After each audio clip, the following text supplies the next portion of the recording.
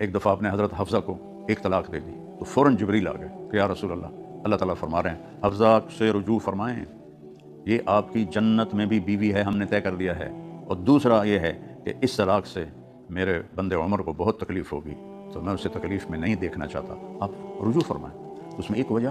حضرت عمر کا دکھ بھی شامل تھا کہ آسمانوں سے حضرت عمر کی دلداری کے لیے حکم آ رہا ہے، اللہ کے نبی کی منشا